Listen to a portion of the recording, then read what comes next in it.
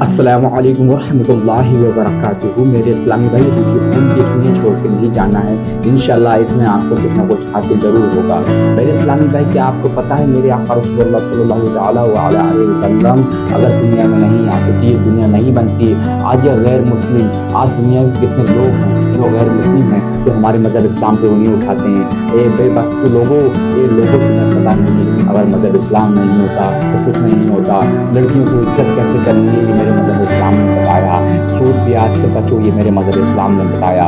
ماں باپ کی کیسے خدمت کرنی ہے، یہ میرے مذہب اسلام نے بتایا۔ آپ کو پتہ ہی سورہ بنی اسرائیل میں اللہ تعالیٰ نے قرآن پاک میں یہ فرمایا کہ تمہارے ماں باپ اگر بڑھاپے میں پہنچ جائیں تو ان کو اف مت کہنا، اف مت کہنا۔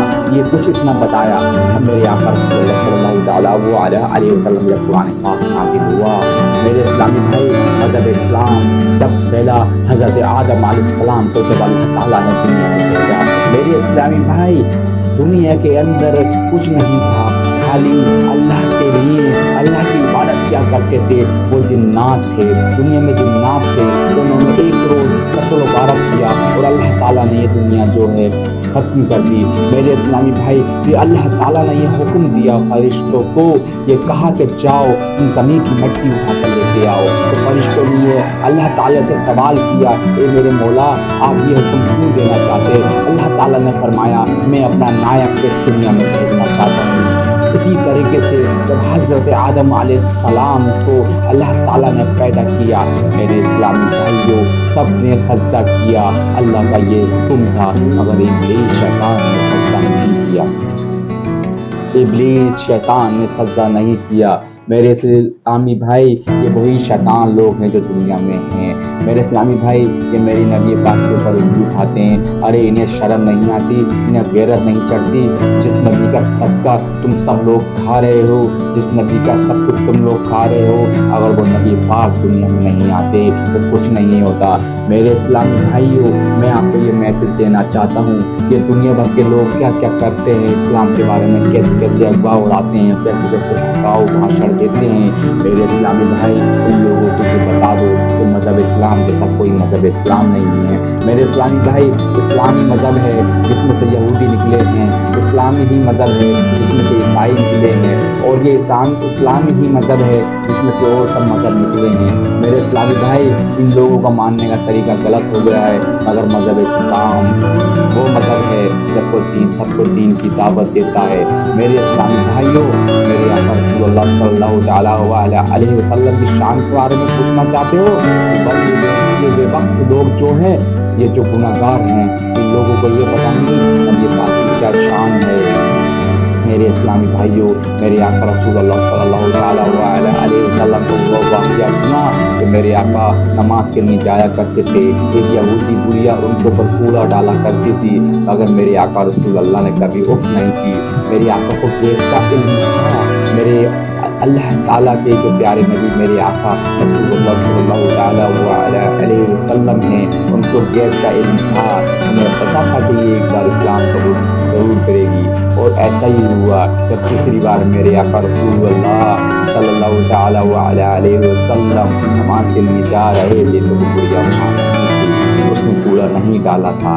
میرے آقا رسول اللہ یہ دیکھ کر نماز پڑھی اور اس کے بعد اس بڑھیا کے گھر چلے گئے۔ اس بڑھیا کے گھر گئے تو اس بڑھیا نے دیکھا تو دیکھ کے خوش ہو گئی اور یہ حیرت میں پڑ گئی، اور پھر اسلام قبول اس نے کر لیا۔ اس طریقے سے اسلام پھیلا ہے میرے اسلامی بھائیوں۔ اسلام کبھی زبردستی سے نہیں پھیلا ہے، اسلام اس طریقے سے پھیلا ہے میرے اسلامی بھائیوں۔ اسلام جو پھیلا ہے، مذہب اسلام کو دیکھ کر پھیلا ہے، قرآن کو پڑھ کر پھیلا ہے۔ قرآن پاک میں جو اللہ نے فرمایا وہ حق ہے، وہ حق ہے، وہ دنیا کے لیے نصیحت بھی ہے اور ہمارے لیے عبرت بھی ہے۔ میرے اسلامی بھائیوں، قرآن پاک میں اللہ نے فرمایا یہ قرآن پاک اللہ کی کتاب ہے، اس میں کوئی شک نہیں۔ جو لوگ نماز پڑھتے ہیں، جو پرہیزگار ہیں، اور وہ لوگ جب ہم نے آخری نبی بھیجے اور ہم نے جو پہلے نبی بھیجے اور ہم نے جو بیچ میں جتنے نبی آئے سب پر ایمان لاتے ہیں اور پرہیزگار لوگ وہی لوگ جنتی ہیں۔ میرے اسلامی بھائیوں، ہم لوگوں کو، ہمیں اور تمہیں یہ ہونا چاہیے کہ اپنے مذہب اسلام کو فالو کریں، اور میں آپ سب سے یہ کہنا چاہتا ہوں کہ اپنے مذہب اسلام پر اچھی طریقے سے چلیں اور اب آپس میں ایک دوسرے سے مسلمان بھائی محبت کریں، یہ ہمارے لیے इस्लामी भाइयों, आजकल दुनिया के लोग क्या कुछ नहीं कर रहे। मेरे इस्लामी भाई ये उनका करना गलत है। मेरे इस्लामी भाई हमें मज़हब को इस्लाम को फॉलो करना है, मज़हब इस्लाम पे अच्छी तरीके से चलना है। मेरे इस्लामी भाई कुरान पाक में अल्लाह ने एक ऐसा वाक़या बताया और एक ऐसा कुरान पाक में एक ऐसा ज़िक्र बताया कि सूरह कहफ जो आयत है कुरान पाक में वो आयत का उसमें ये मतलब है कि पहले के लोग यकीन नहीं किया करते थे कि अल्लाह पे कि अल्लाह मार के जिंदा कैसे करेगा।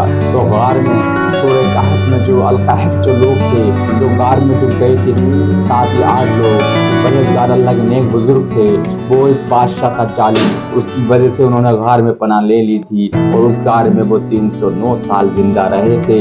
और जो लोग नहीं मानते थे, जो ये चाहते थे कि अल्लाह मर के हम मर जाएंगे तो हमें जिंदा कैसे करेगा, तो उनको ये वाक़या सुनकर यकीन आया और ये देखकर यकीन आया जब वो 309 साल में उस गार में से निकले।